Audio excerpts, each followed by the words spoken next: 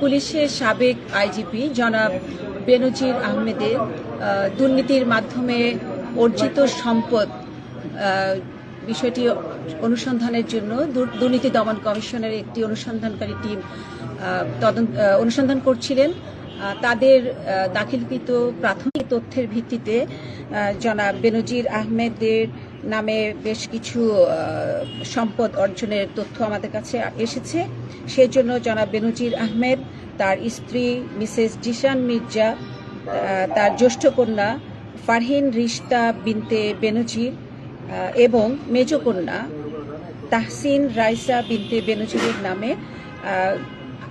জ্ঞাত আয় বহির্ভূত যে সকল সম্পদের অর্জনের তথ্য পাওয়া গেছে সেগুলোকে ওনাদের কিছু ব্যক্তিগত শুনানির ধারায়, যেটি হচ্ছে আমাদের দুর্নীতি দমন কমিশন আইন 26(1) অনুযায়ী তাদের সম্পদগুলোর স্থাবর অস্থাবর সম্পত্তির বিবরণী দাখিলের জন্য আমাদের কমিশন কর্তৃক একটি সিদ্ধান্ত গৃহীত হয়েছে। এই সিদ্ধান্তের পরিপ্রেক্ষিতে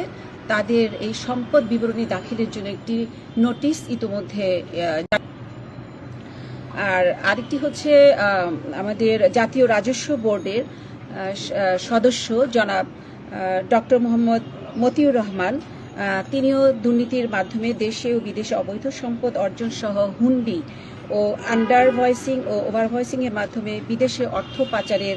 অভিযোগে অনুসন্ধানের লক্ষ্যে দুর্নীতি দমন কমিশন কর্তৃক একটি অনুসন্ধানকারী টিম অনুসন্ধান করেছেন এবং অনুসন্ধান শেষে অনুসন্ধানের সিদ্ধান্ত ক্রমে ডক্টর মোহাম্মদ মতিউর রহমান, তার প্রথম স্ত্রী লায়লা কানিজ, প্রথম পক্ষের সন্তান আহমেদ তৌফিকুর রহমান অর্ণব, প্রথম পক্ষের সন্তান ফারজানা রহমান ইপসিতা এবং দ্বিতীয় স্ত্রী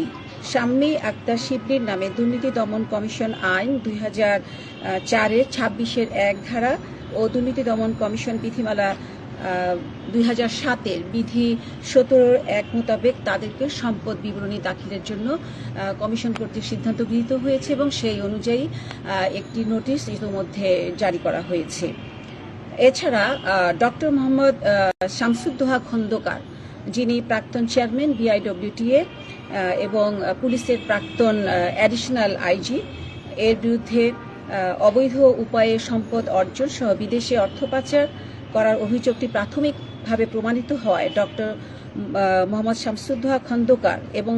তার স্ত্রী মিসেস ফেরদৌসী সুলতানা খন্দকারের বিরুদ্ধে দায়েরকৃত দুর্নীতি দমন কমিশন আইন 2004-এর 26(2) ধারা অনুযায়ী মামলা নম্বর 16/2019-এ